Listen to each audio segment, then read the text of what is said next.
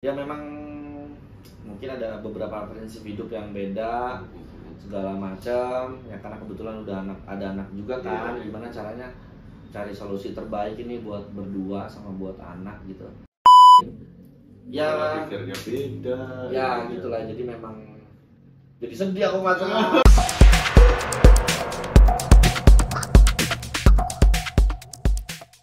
Ini dia yang ditunggu-tunggu, ini pasti udah pada tahu semua nih. Siapa lagi kalau bukan Bapak Kopi Indonesia. Ini Bapak Kopi. Jangan berlebihan kalau Bapak sales mesin kopi se-Indonesia. Siapa lagi kalau bukan Vicky Raja. Welcome Vic to Ngopi No Cincang ya. Thank you Mas Willy udah diajakin ya.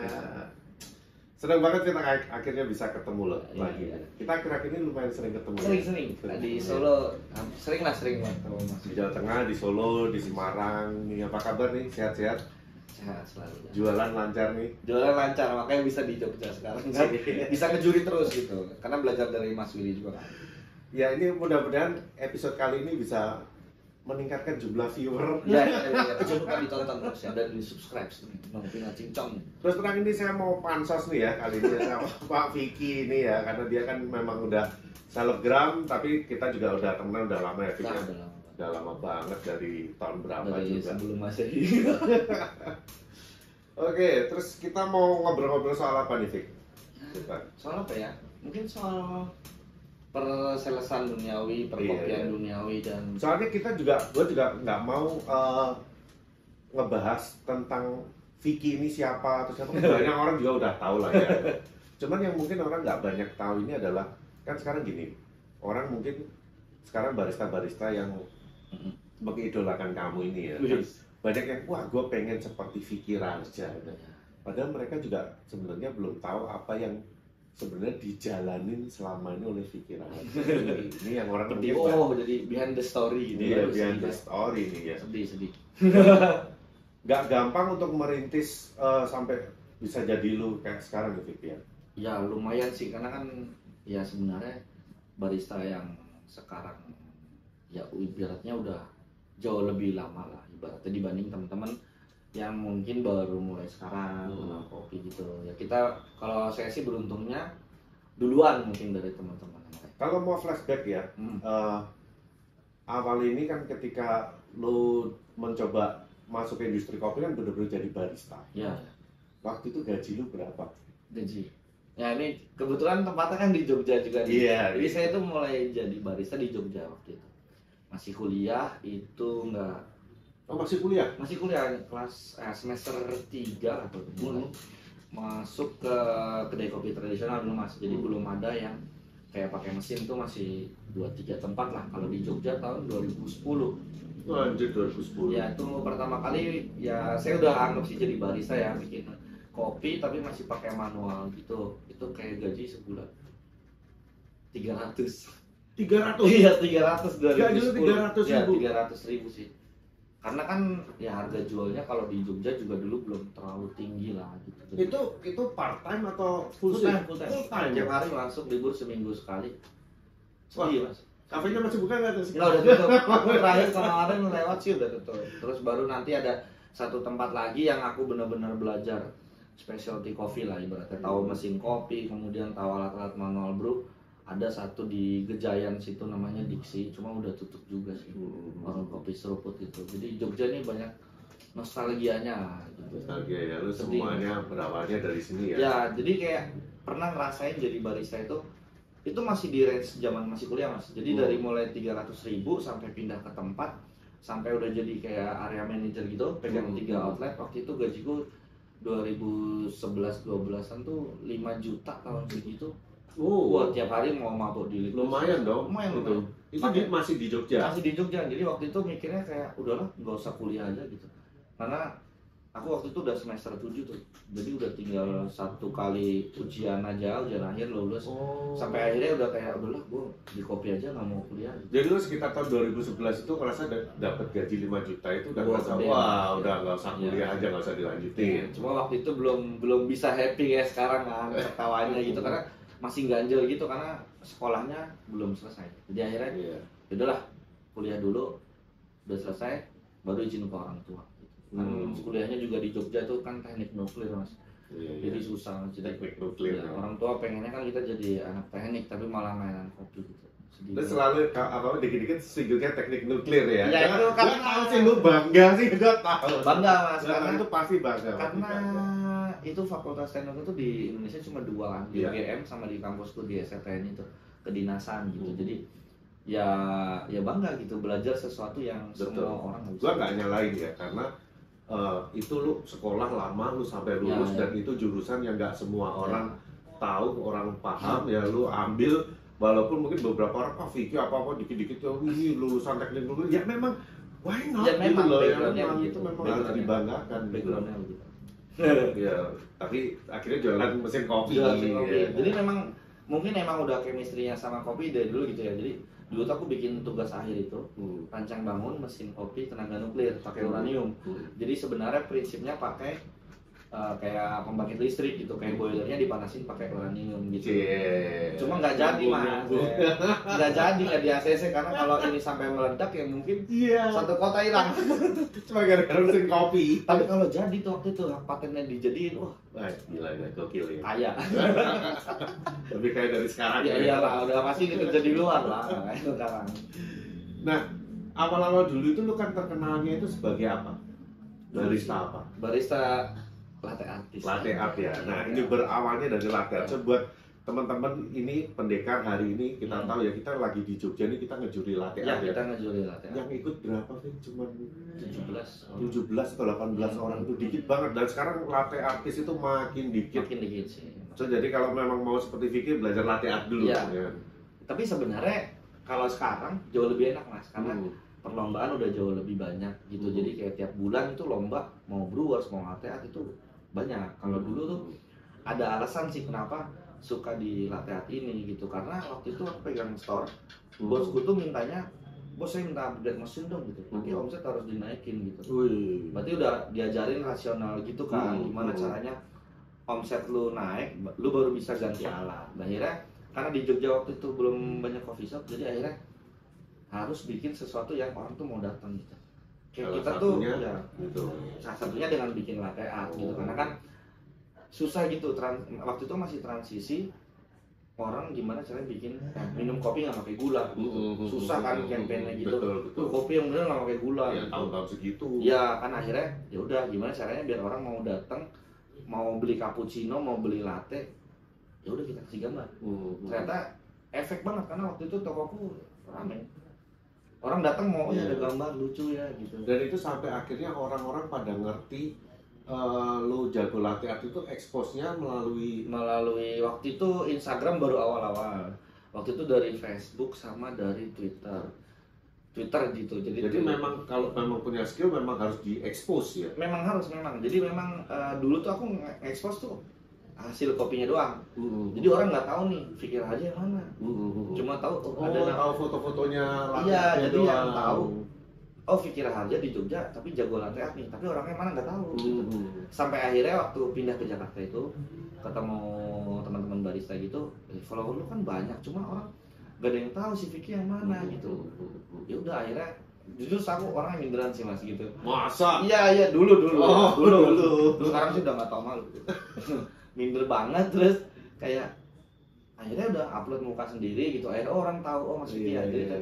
Akhirnya kayak ketemu customer di mall gitu ada yang Mas Fikri gitu bangga juga iya. Jadi nggak harus ganteng ternyata. Tapi nggak mau mungkiri ya waktu itu dibantu sama hasil foto lu yang memang bagus kan? Ya jadi memang nah dari situ aku belajar Mas. Jadi ternyata dari kopi ini bisa belajar yang lain. Waktu itu aku ketemu salah satu blogger yang lagi naik daun lah. Sekarang juga tetap keren tuh sama Iniji. Jadi Iniji itu mampir ke coffee shopku. Terus dia foto-foto gitu, akhirnya dilihat ini hasil fotonya gila keren banget gitu. Akhirnya diajarin tuh, akhirnya ada Instagram, follow Instagramnya dia, akhirnya belajarlah dikit-dikit foto-foto gitu. Jadi kalau punya waktu itu aku nyisihin duit buat invest beli HP yang lebih bagus lah, buat foto gitu. Karena aku pikir ya kita barista di belakang bar, orang mana tahu gitu kalau kita nggak ngepost expose itu hasil karya kita kan gitu. Ya udah dari situ akhirnya ya sosmed makin kesini makin gila ya. Saya sih bersyukurnya momennya pas waktu itu. Gila, luar biasa. Iya, mana anaknya sosmed banget. Berarti barista itu skillnya nggak cuma bikin kopi doang? Kalau aku bilang sih enggak ya, itu karena bikin kopi ya kayak gitu-gitu aja gitu. Bikin kopi, bisa bikin kopi atau jago bikin kopi itu wajib. Wajib memang udah skill basicnya. Tapi skill yang lain, Nah, karena kan bisa di-combine kayak lu. Ya, jadi harus bisa punya side skill yang lain yang bisa ngedukung karir kita di si kopi ini gitu. Contohnya apa? Selain fotografi. Fotografi. Yang aku bilang sih kayak ya customer service itu udah masuk, tapi masuknya ke lebih ke gimana kayak public speaking gitu sih. Kayak ngomong ke customer gimana. Jadi kayak nanti tuh kalau public speakingnya lancar, kayak upselling itu oke. Itu memang harus dilatih ya, walaupun orangnya Itu harus. Gue orangnya introvert, nggak bisa ngomong sama orang. Ya introvert sih sebenarnya kan bukan yang dia diem doang. Iya. Mungkin dia agak capek aja kalau banyak ngomong gitu. Tapi ya nggak, kalau nggak dicoba kan nggak tahu mas.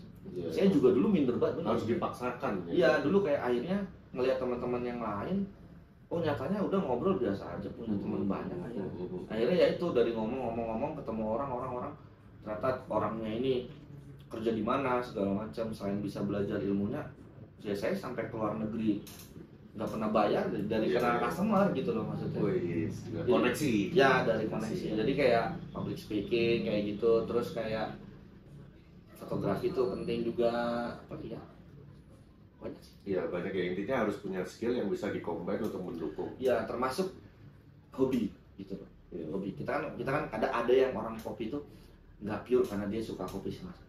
Dia atau passionnya dia di kopi. Ada yang ya mau nggak mau dia di kopi, atau udah terlanjur kecemplung. Iya. Tapi hobinya dia misalkan Sebetulnya bukan itu. ya otomotif, atau hobinya dia gambar segala macam, dia bisa combine sama si kopinya ini gitu. Jadi kopinya buat jalan masuknya aja sih.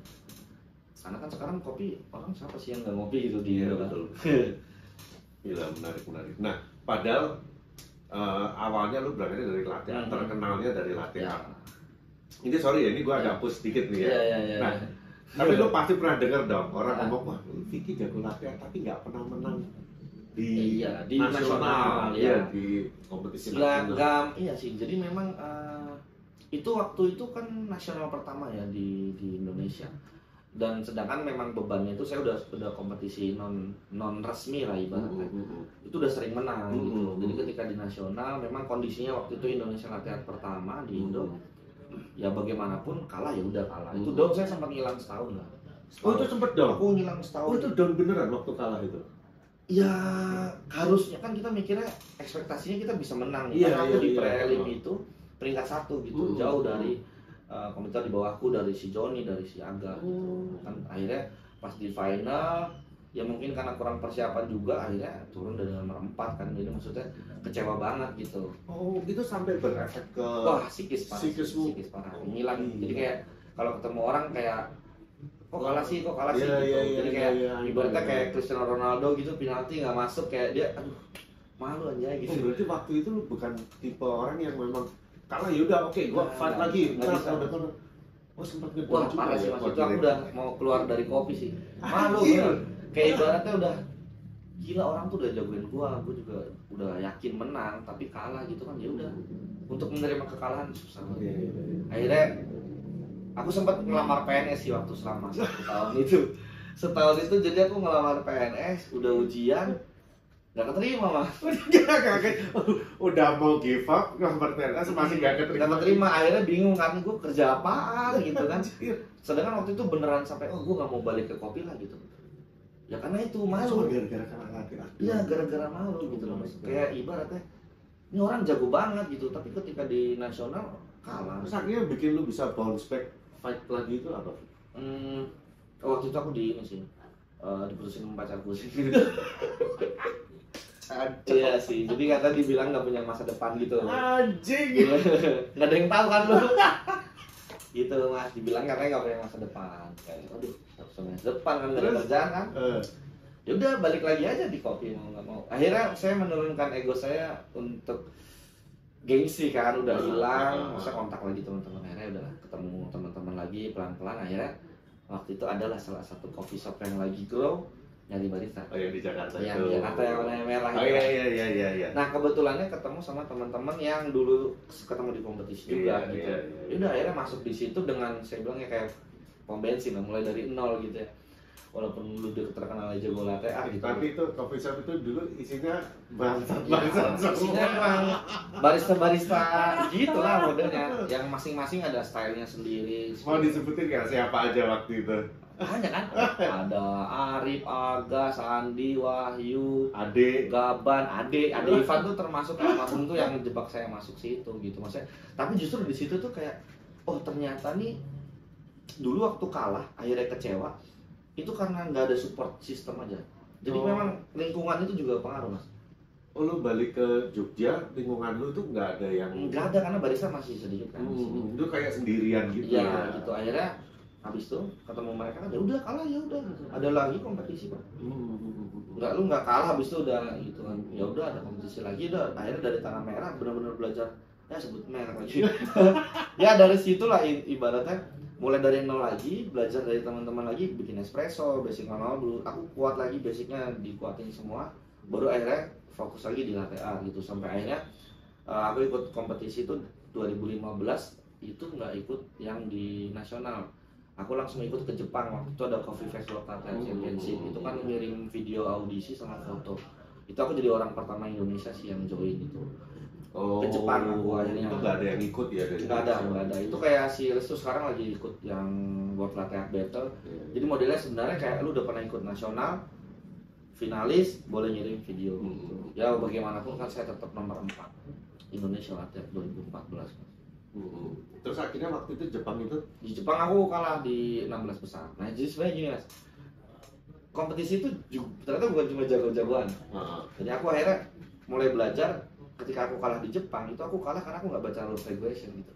Nggak baca. Lu nggak baca. Gitu karena aku biasa ikutan lu kayak barista masa kini ya yang nggak suka baca rules and regulation ya. Makanya kan kemarin saya tweet itu. Jadi sebenarnya kalau teman-teman barista itu lihat tweet saya itu sebenarnya bukan nyindir kalian gitu. Itu apa saya udah pernah ngalamin sendiri. Abis itu baru nyindir kalian yang nggak baca itu. Kayak gitu mas. Jadi biasa dengan aturan rules regulation yang di level world. Ternyata walaupun sama-sama levelnya world itu mereka cuma yang pentingin aja poinnya aja yang dinilai ada speed terus accuracy sama detail sama difficult doang. Jadi technical nggak dihitung sama sekali. Iya nggak ada ya. Jadi ternyata pas saya kan dari 64 itu lolos ke 32 itu karena musuhnya nggak jadi aja. Nggak jadi. Jadi gara-gara aku agak lambat ternyata pas lihat kompetitor yang lain mereka itu ya lapor tas adanya aja, flux adanya. Jadi memang karena kan ada nilai speed gitu kan. Iya. Oh ya udah ternyata di sini. Akhirnya ya itu tapi karena musuhnya yang satu lebih cepat juga kerjanya. Ya kalah narokap lah, kalah 1 poin. Ada kalah di 16 besar. Kalah speed. Jadi ya memang dia mainnya per poin gitu kan. Nah, akhirnya yang ngalahin saya itu dia jadi juara 1 terus tahun depannya dia jadi nasional di Jepang gitu. Emang susah sih, jadi maksudnya ambience-nya tuh tiap kompetisi ternyata menantang. Dan itu model kompetisi yang memang lu belum pernah ikutin juga. Jadi akhirnya aku abis itu ikut lagi FHA pameran Food Hotel Asia, Trodon juga. Itu aku jadi nomor 3 tuh kalah waktu itu masuk 6 besar, di juara 3 kalah sama juara satunya Filipina. Itu kalah strategi juga. Jadi kayak ternyata tuh ya jago aja gitu. Tapi kalau untuk masalah menang ya kan ada faktor lain yang mendukung. Dan ini sebetulnya bisa jadi pembuktian lu bahwa ini loh, gua jago latte art. Gua mungkin nggak pernah menang di kompetisi, tapi ya lu lihat sekarang gua berhasil di sektor yang lain. Ya, gitu. Jadi memang ya aku bilang kalau jadi juara itu bonus gitu. Ya kan mungkin kan banyak barista kan merasa dirinya nggak bisa sukses karena belum juara. Ya. Jadi kayak waktu itu kan akhirnya pulang dari Jepang tuh mas aku pernah ikut kompetisi nasional lagi 2016 aku peringkat 16 waktu itu. Tapi beda lagi sama yang 2014 kan galau nih. Aku waktu itu baca nomor 16 ketawa gitu. Paling cuma nanya doang ke judgesnya waktu deliberasi. Kenapa nilai saya segini gitu. Oh ternyata waktu itu karena waktu itu kan belum ada kayak barista calibration gitu. Jadi ternyata untuk si judgesnya ini foto-foto saya yang di Instagram itu dijadiin untuk kalibrasi gitu. Jadi karena lu terlalu terkenal gitu gambar lu dipakai ya udah begitu gambar saya keluarin di nasional ya udah nilainya kecil gitu karena udah nggak banyak kan kayak surprising gitu. Iya, karena yang dipakai sama jurinya adalah gambar. Iya gitu. Jadi akhirnya dari situ ya nggak kecewa banget lah gitu. Ya udahlah, udah amat gitu. Gue tetap Udah jago. beda ya. Ya, gue beda tetap gue tetap jago gitu kan. Gue tetap jago lah. Baratnya waktu akhirnya masuk di Tofin. Waktu itu ada pameran di Thailand sama Boston itu diajak. Itu 4 hari pameran.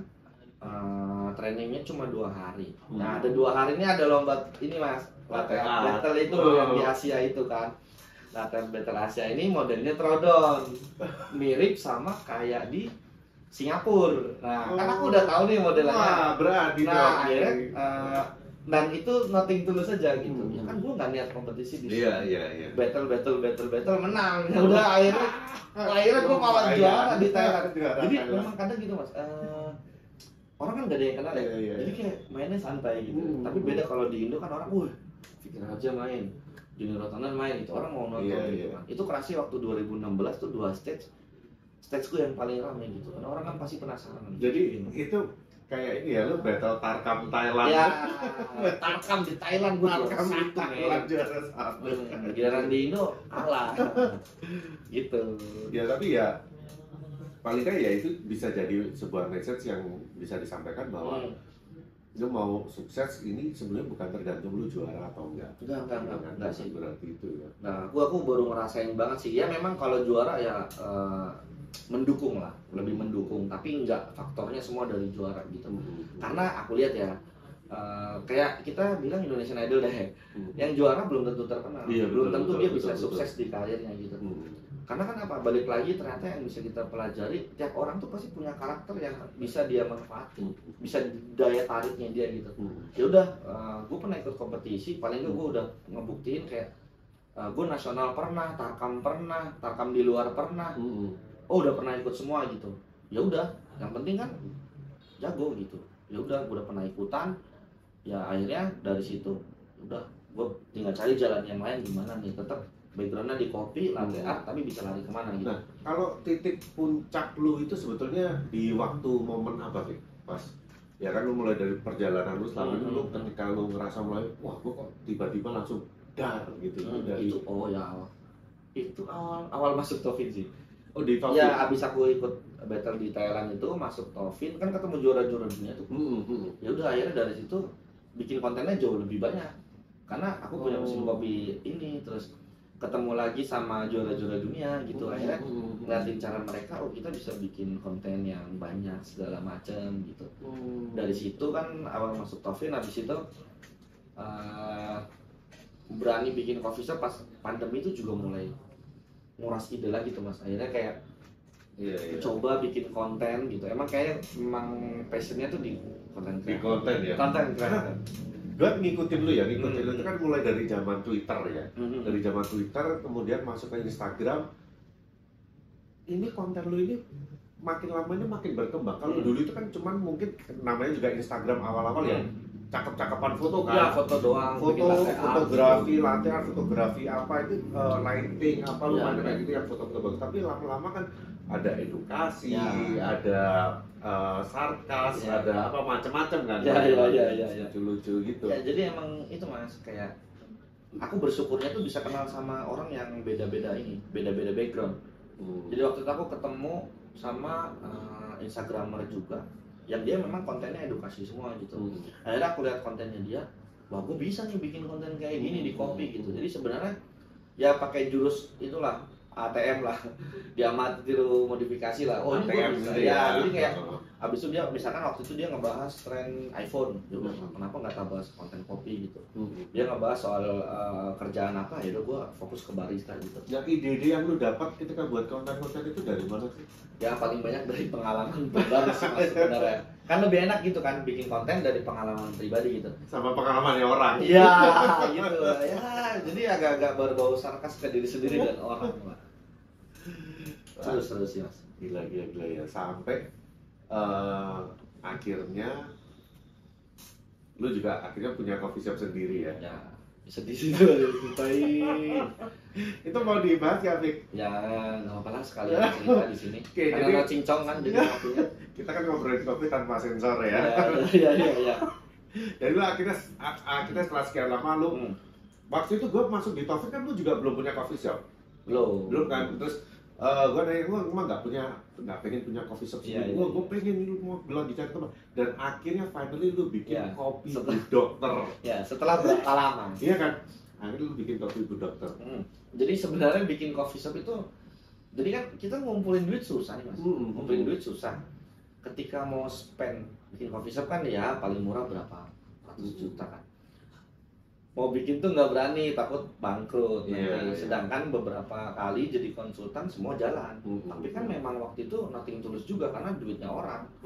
Kita ide banyak, eksekusi gampang, support juga duitnya orang. Tapi ketika duit sendiri nggak seberani kita banyak maunya juga kan nggak bisa semua mas. Akhirnya jadi seorang Vicky aja, lu selama bertahun-tahun udah ngumpulin duit mau buka coffee shop aja mikirnya setengah mati. Mikir karena kan risetnya kebanyakan sih akhirnya gitu, akhirnya nggak gerak-gerak. Tapi pas udah buka, saya nyingkirin semua tuh egonya segala macam, maunya ini. Ya udah akhirnya budgetnya segini udah buka aja gitu. Budget berapa Fit? Waktu itu 150.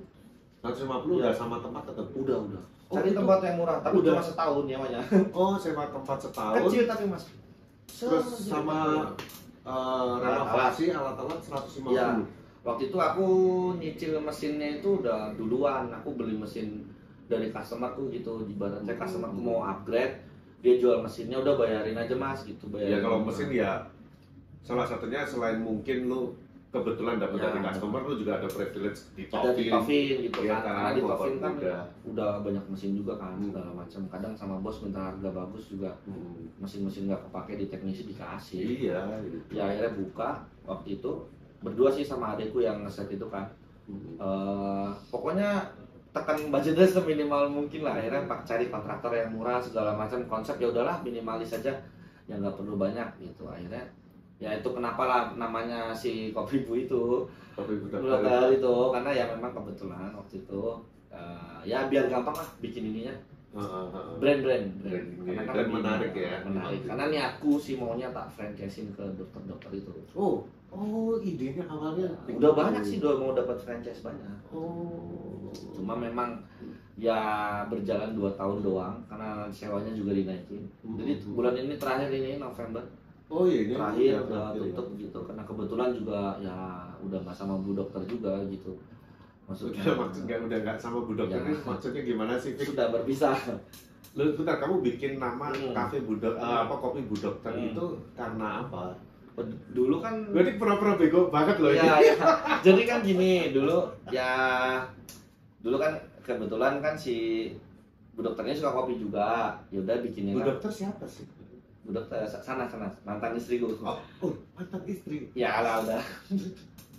Oke, jadi itu lu menikah, terus kemudian bikin coffee shop. Lu bikin coffee shop ini karena waktu itu bini lu ini dokter. Lebih gampang lah cari nama Bu Dokter. Ya, jadi memang pure dari saya punya tabungan, mikir waktu itu pandemi juga.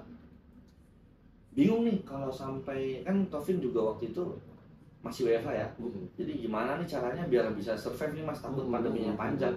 Akhirnya karena waktu itu harga sewa juga lagi pada turun, itu berani aja lah buka gitu. Dan kebetulan lokasinya di komplek, jadi lebih gampang. Gitu. Akhirnya buka lah itu 2 tahun gitu kan, cuma mungkin ya belum jodoh gitu kan sama Bu Dokter. Kayak ya prinsip kehidupan beda, akhirnya udah berdua sepakat pisah. Ya udah tetap Bu Dokter dilanjutkan sama Bu Dokter. Oh jadi kopi Bu Dokter dilanjutin? Iya dilanjutin gitu. Sana ya dilanjutin. Ya udah aku sekarang sih udah punya banyak konsep sih yang pengen aku eksekusi. Oh berarti sekarang udah duda dong Fit? Ya gimana ya mas?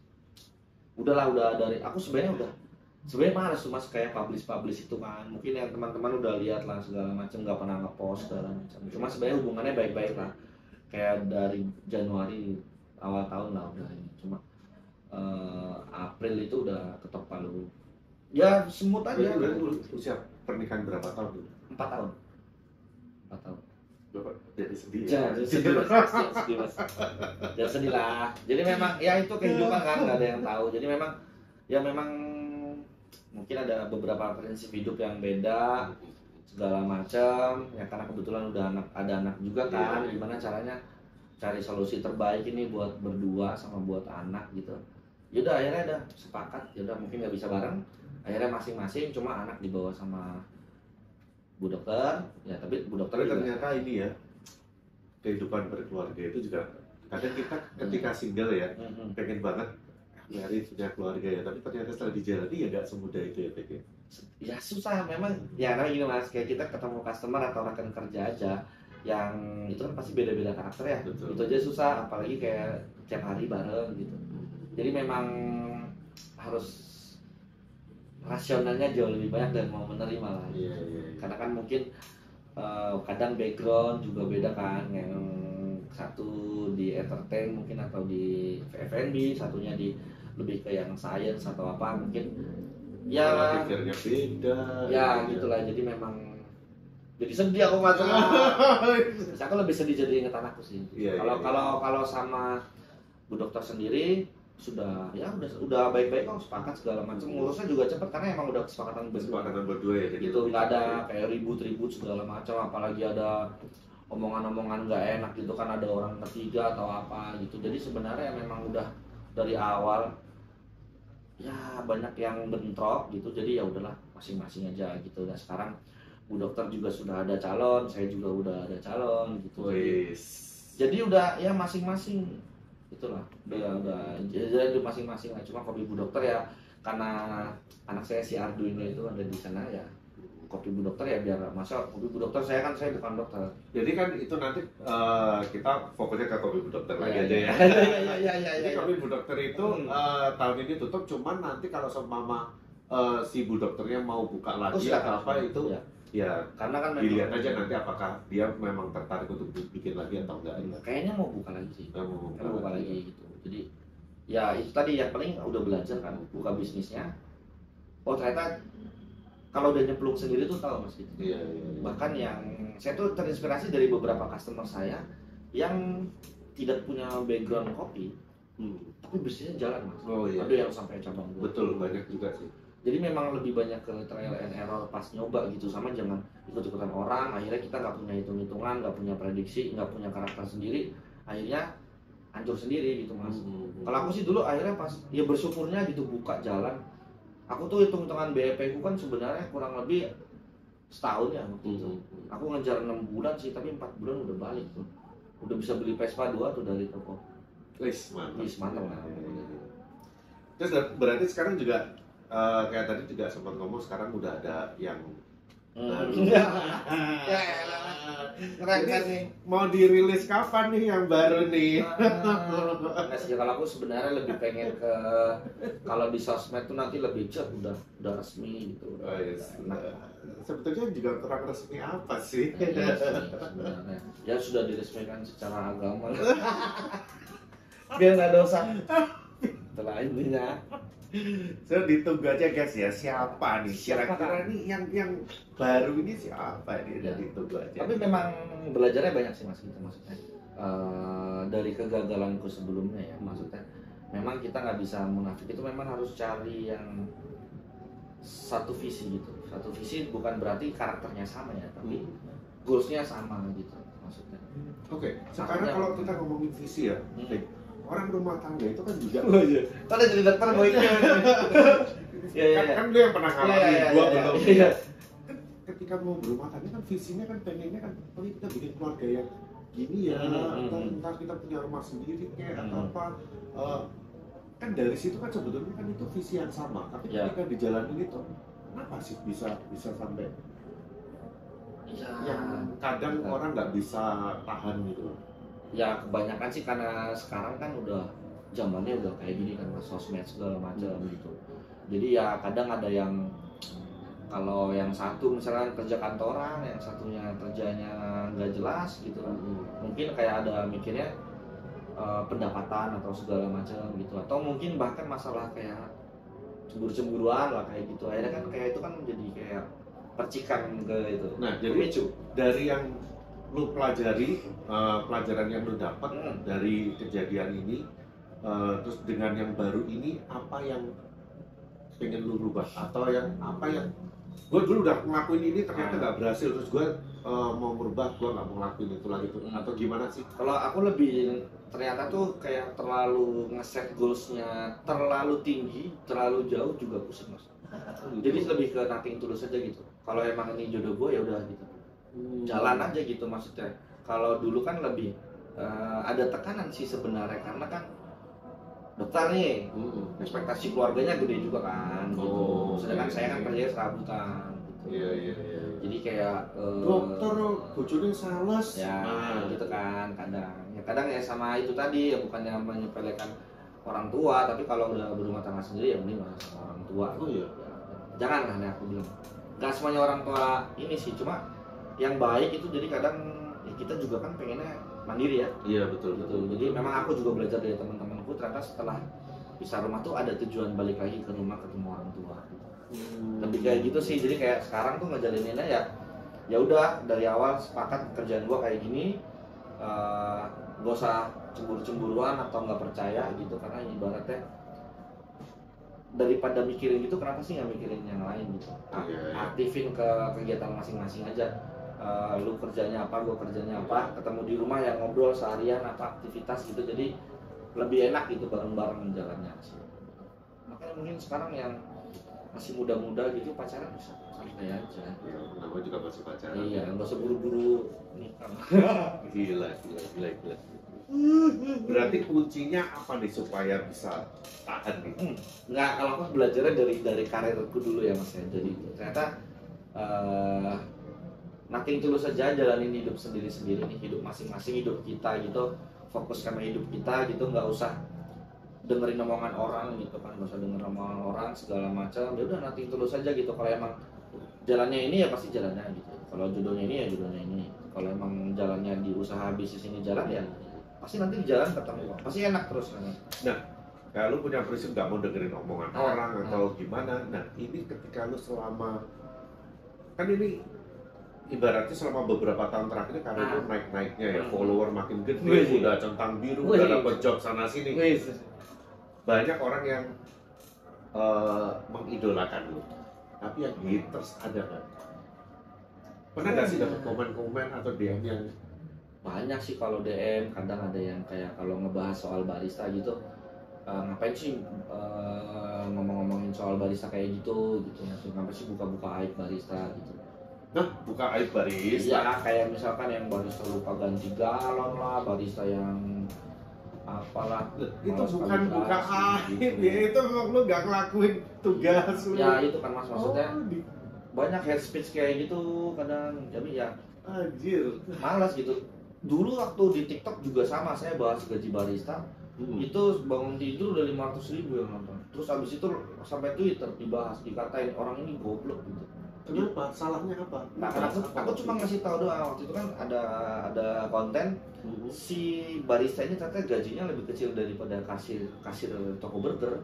Gitu. Ya, cuman aku cuma nyontohin di videoku itu apa ya? Kayak lu tuh kalau bisa serius di satu jalan, itu duit itu ngikutin gitu. Sampai akhirnya tak banggain kan, gue yang dari barista sekarang udah punya coffee shop gitu. Tapi orang nangkepnya beda, katanya flexing, kata gitu kayak, lu kan owner, goblok, gak usah ini, lu bilang aja biar barista lu tuh nggak pada resign gitu, lu tapi akuin aja gaji barista kecil gitu. Ya kan sebenarnya inginnya memotivasi nih, tapi orang langsung klaim, owner goblok nih, bilang aja gitu. Lu juga bukan berarti lu bilang, padahal yang lu maksud bukan gaji barista itu gede atau bukan gitu kan? Enggak, maksud gaji barista, kalau suruh ngakuin gaji barista kecil, ya kecilnya seberapa dulu? Iya, dibandingkan apa dulu? Iya, kalau dibandingkan kasir toko burger yang dia franchise, ya mungkin banyak dia gitu. Sama dibanding sama coffee shop barista yang di daerah atau misalkan, ya kan nggak bisa samain lah. Jadi kayak intinya kan pengen ngasih taunya ya lu dari barista ini sebenarnya udah banyak contoh-contohnya di industri kopi ini ya. Iya, teman-teman kita pun juga yang berawal, ya kita tahu lu awal ketika jadi barista, lu belum bisa apa-apa, ya lu at least ini, lu mau ngarepin gaji UMR aja juga nggak gampang. Tapi ketika lu fight, akhirnya ya kita bisa lihat teman-teman kita juga banyak yang berhasil di kopi. Ya itu makanya kan kadang aku juga bilang, ya kalau skill kita jadi barista cuma bikin kopi doang, itu kalau nanti ada yang lebih mudah, atau mungkin ada mesin kopi atau alat kopi yang otomatis. Kan sekarang ada tuh alat latte art yang otomatis, ya kita nggak kepake dong. Berarti harus punya value lagi yang bisa kita jual. Nah ini yang mungkin barista atau teman-teman pendekar baru ini yang ngerasa gue pengen jadi kerjaan gue jadi barista gini-gini doang. Kenapa gue nggak bisa berkembang kayak si Vicky, Aga atau Isman atau siapa? Lu ngejalanin ini berapa tahun? Ya. Berapa lama? Berapa? Ya dari dulu 10 tahun. Udah 10 tahun merintis sampai itu baru bisa sampai posisi di sini. Ya kayak sekarang pun juga kita masih ada rasa pengen maju terus gitu mas, pengen ngembangin terus gitu. Di satu sisi pengen ngenalin bahwa barista ini bisa ke arah mana-mana gitu, nggak cuma bikin kopi doang gitu. Iya. Kalau bikin kopi doang mas saya nggak kepake mas. Ya, kalau bikin kopi doang ya udah ya cuman SOP itu ya, bisa iya, bikin kan, kopi. Ada barista di training udah bisa bikin kopi. Tapi ya itu selalu bilangnya kalau value lagi gitu. Karena udah pernah ngalamin ketika jadi owner nih, lu minta gaji berapa gitu. Ya kita kan tanya balik, lu bisa ngasilin apa di toko gua? Oh, gua temennya banyak mas, ini mas, gua jamin omset toko ini sehari 2 juta. Udah oke, gua kasih probation 3 bulan. Lu minta gaji berapa? 5 juta, gua bayar. Oh iya dong, harus ada yang bisa ditawarkan ke ownernya. Ya, contohnya deh ada barista cantik misalkan ya gitu. Dia berani nawar gitu. Kenapa? Karena dia bisa datengin traffic kan. Iya. Atau mungkin barista yang jago latte art, jago manual brew gitu. Bisa datengin traffic gitu. Value-nya ada gitu. Tapi jangan sampai udah kayak gitu ngerasa sombong gitu. Wah, coffee shop rame gara-gara gua. Ya enggak juga kan, win-win solution. Toko gua rame, lu gua bayar gitu. Jadi jangan sampai kayak ikut kompetisi juara cuma jadi belagu, jangan. Ada nggak yang kayak gitu? Nggak tahu sih. Kalau saya sih enggak sih, alhamdulillah. Saya di Taufin juga masih kerja gitu, lagi ngejulik ini ya. Tadi sore janjian Mas Willy, bentar Mas kerja dulu. Kerja tanggung jawab lah intinya. Ya, tapi thank you loh, lu udah mau menyempatkan waktu juga Ya, nih, Mas, lagi ya. waktu lu yang sibuk. Ini lagi kompetisi, kita curi-curi waktu dan kita juga thank you banget ya, ini kita udah bisa dipinjemin tempat buat podcast di Jogja ini. Tempatnya Bisma ya, namanya Mandev ya. Ini G Roastery nih. Ya, roastery-nya namanya Di G rooftop. Roastery ya, di rooftopnya Mantap nih. Mandev Coffee di Yogyakarta. Di mana tempatnya? Di googling aja nanti Di kagak Google, hafal. sama cari Instagramnya mandev.co. Iya, mandev.co. Ya, oh sama satu lagi nih sebenarnya. Ini aku baru kemarin, aku nggak bohong ya, nggak fair. Jadi sebenarnya aku tuh juga sebenarnya walaupun udah di posisi kayak gini mas, aku masih ngerasa insecure gitu. Insecure dengan masa depanku gitu. Kenapa Ya setelah ini mau ngapain gitu. Itu yang aku harus bikin planning dari sekarang gitu. Mau apa lagi, bikin Mau apa lagi gitu loh. ya. Masuk oke lah sekarang follower banyak segala macam. Tapi kan barista baru juga follower banyak. Iya, ya udah pada Pasti akan ada regenerasi kan. Iya, Jadi iya. jadi sebenarnya nggak ada namanya orang akan puas di atas gitu. Kayak aku tuh mikir gitu. Nah salah satu yang menginspirasi itu ya sebenarnya Mas Willy itu. Aku baru subscribe si No Cincong ini, Ngopi No Cincong itu kemarin. Karena apa yang lihat Mas Willy gitu, oh seru juga ngobrolnya gitu. Selain kontennya seru kan, ngobrolnya kan banyak banget nih. Nggak cuma ngobrolin kopi atau apa, ngobrolin sampai urusan rumah tangga gua jadi tangkap sini kan. Jadi maksudnya gini, Mas Willy itu kan satu kantor sama aku dulu ya. Terus resign gitu. Balik ke Kediri gitu. Akhirnya ya Mas Willy tetap gimana caranya biar ada aktivitas gitu kan. Mungkin dengan podcast kayak gini kita nggak tahu ya. 5 tahun lagi mungkin udah kayak close the door kan. Wih, Udah tahu kan. Jadi amin. memang akhirnya dari situ aku terinspirasi gitu. Kayak memang dari dulu tuh aku jeleknya gini mas, terlalu banyak mikir sama harus perfect gitu maunya. Kayak aku tuh mau bikin video, konten udah banyak nih kayak konten kayak misalkan namanya Barisman. Barisman tuh barista rumahan. Oh, bukan baristanya Isman. Bukan. Itu kayak tapi kayak gua tuh harus proper, harus punya lighting, Oh, iya? studio, kamera bagus, ini bagus, editing bagus gitu. Tapi nyatanya nggak eksekusi gitu. Duh, padahal ya, gue ingat banget sih, Vic. Justru salah satu hal yang gue tiru dari lu ini adalah lu ini biasanya orangnya cepat eksekusi, nggak terlalu banyak mikir. Ya sekarang gimana mikir sih mas? Soalnya kayak, nih kita ngomongin TikTok aja nih ya. Iya. Dulu di kantor kita sama-sama TikTok startnya Iya. sama-sama jelek loh. Iya. Gimana? Iya nih gue lagi pelajarin, lu jelek lagi pelajarin. Kita kan bisa main Iya TikTok. kan? Iya gue juga lagi pelajarin itu gimana ya. Ntar coba deh ke lu ada rumus apa ternyata kan lu ternyata lebih cepat eksekusi, Ya, lebih konsisten, gini bikin Udah terus, lumayan wah, cepet jadi banget. lebih banyak. Ya itu termasuk ya itu skill adaptasi itu sih mas. Maksudnya yang aku salut dari Mas Willy itu gila Mas Willy cuma pakai ya udah mobil yang ada dulu aja gitu. Tapi nyatanya kan nggak harus bagus-bagus banget, yang penting isinya kan. Nanti kan pasti kalau lama-lama kan upgrade. Ya, itu sih. Jadi itu yang harus diingat teman-teman juga sih. Aku bikin itu kan ya memang ya udahlah kita pakai handphone dulu. Mic ini audio ini kan sebenarnya yang nyaranin Pak Tony, almarhum Pak Tony itu. Jadi waktu gua sering bikin di Instagram itu dia selalu ngomong lu pakai mic, lu beli yang murah-murah dulu Iya deh, sih, yang pasti beda. Nah itu aku coba. Jadi emang harus mulai dulu sih Mas. Ya habis ini aku mau podcast juga bingung. Jadi aku mungkin akhirnya akan lebih banyak bikin konten di rumah gitu. Ya, konten keluarga. Janganlah, konten keluarga. Waktunya dirilis. Yang baru dong. Nantilah.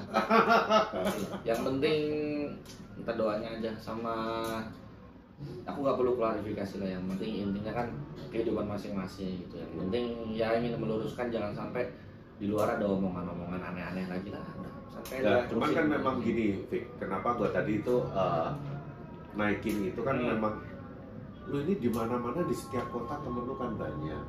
Ya kan, lu kenal hampir semua barista di coffee shop semua kenal lu. Dan lu kan pasti akan ditanya. Ya kan? Dan ini ya, gue sedikit banyak memfasilitasi.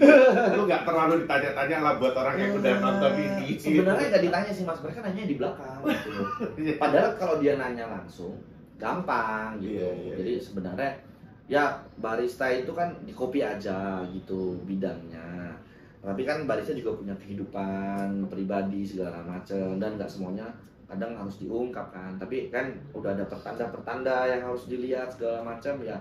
Sudah. Kalau barista followernya cuma 1000, nggak perlu mengungkap apa-apa ya nggak ada masalah. Masalahnya lu itu udah termasuk public figure, lu nggak bisa mengelak, Vic. Ya sih, tapi aku makasih lah sama Mas Willy. Udah ditanya itu kan, jadi akhirnya aku nggak perlu klarifikasi itu. Jadi harus tonton video ini ya. Jadi kalau ada yang mau nanya Mas Vicky sekarang udah nggak sama itu, sama siapa? Tonton lah. YouTube-nya No Cincem ya. Tapi gue sih tadi sempat nggak tega mau nerusin yang soal itu, karena gue sendiri juga akhirnya nggak tahan loh. Karena ya itu Mas, karena aku pikir ya gimana udah jalannya kayak gini. Kalau dibilang udah coba dipertahanin sudah berdua. Tapi ya memang itu tadi ada sesuatu yang nggak bisa dipaksakan. Karena pun aku pun juga kenal kamu juga udah lama, udah tahu lah. Kenal rata-rata kan semua kenal sama dokter juga kan, jadi sedih banget sih memang. Tapi ya tetap Mas go on lah. Ya kita doakan yang terbaik lah buat Mas pokoknya. Kita support terus, lu makin sukses ya. Nah terakhir nih ya, lu kasih pesan-pesan lah buat barista-barista yang mau ikut kompetisi ini. Kompetisi ya. Kan kita ngomongin lu tadi kompetisi gagal, nggak pernah menang. Nah, ini aku pernah menang di Tarkam di Thailand. Tapi beberapa Tarkam di Indo aku juga juara 1 kok. Tetap balik lagi lah, jago ya jago aja, walaupun nasional ya paling mantap peringkat 4 lah. Ya itu lu kasih pesan-pesan buat ini yang barista-barista yang pengen ikut kompetisi, pesan-pesan apa aja yang bisa lu kasih? Oke, jadi sebenarnya untuk teman-teman barista yang sudah ikutan atau mau ikutan di kompetisi ini, kan sekarang udah banyak banget kompetisi nih ya, Ice League segala macam, dan udah jelas terus regulasinya segala macam gitu. Jadi memang kalian harus coba ikutan itu. Kenapa? Karena buat aku kompetisi ini juga penting untuk mengatur dan mengetahui seberapa besar sih kemajuan skill kita gitu. Karena apa, dari kompetisi ini kita nanti pasti bisa belajar banyak gitu. Mau teman-teman gagal ataupun menang, pasti banyak banget yang bisa diambil di situ. Ya salah satunya kayak relasi, ketemu teman-teman satu profesi. Kemudian kalau kita kalah juga pasti banyak banget yang bisa diambil dan kita perbaikin buat ikut di kompetisi selanjutnya gitu. Kalaupun menang juga pasti ada goals lagi yang bakal di set gitu. Jadi jangan takut buat ikut kompetisi, apalagi sekarang udah banyak kompetisi level nasional, daerah segala macam. Jadi langsung aja diikutin, fokus, tapi tetap jangan lupa sama tanggung jawabnya. Barista itu tanggung jawabnya adalah di coffee shop untuk bekerja. Saya bekerja baru ikut kompetisi. Jadi jangan sampai fokus di kompetisi tapi lupa sama kewajibannya di coffee shop, akhirnya kerjaan terbengkalai segala macam. Padahal ya yang support kompetisinya itu kan dari coffee shopnya gitu. Jadi intinya tetap harus bukan berarti mau ikut kompetisi latihan waktu jam kerja ya enggak. Latihannya ya setelah lu kelar shift. Kan? Gitu. Bukan berarti lu ikut kompetisi Ya, ya. diistimewakan. Ya, ya. Jadi jangan merasa langsung cuma, gue kan Iya, barista betul. kompetisi, ngapain gue harus nge-shift gitu. Jadi tetap ingat, kalian ikut kompetisi, tapi kalian tetap punya tanggung jawab untuk di coffee shopnya itu. Jadi jangan sampai tanggung jawabnya berantakan. Karena nanti kalau tanggung jawabnya berantakan, kompetisinya juga pasti berantakan. Gila, luar biasa. Ini tadi adalah dari Fikir Raharja yang petua-petuanya buat kalian para pendekar-pendekar yang mau ikut kompetisi. Oke, thank you ya Fik sekali lagi ya Makasih, udah Mas. meluangkan waktu. Kita juga udah ngobrol lama. Kalau kita terusin juga ngobrolnya sebenarnya Nah, nggak sebenarnya bisa kelar-kelar. 3 jam ini. Mungkin. Bisa nanti kalau rame lanjut part 2 lah. Nanti komen aja di itu ya. Mau nanya apa lagi gitu daripada Ini bukan TikTok Fik, nggak perlu lanjut part 2. Mantap. Oke, dan kita juga sekali lagi kita thank you buat Ya. Wisma ya dari G Roastery dan Mandev Coffee yang Mandev udah Coffee. pinjemin kita tempat di Jogja ini. Oke, nanti alamatnya di mana Instagramnya nanti akan kita tulis di description. Oke, thank you Vic. Thank you, Ya, Mas good Willy. luck ya terus Terima ya. kasih banyak. Mudah-mudahan makin sukses. Kita bisa Amin. sering-sering ketemu lagi. Sip, aman. Let's close this ya. Kita sampai jumpa kembali di episode berikutnya. Salam Oh, No Cincong. Ngopi no cincong. Nanya langsung, nggak usah cincong belakang.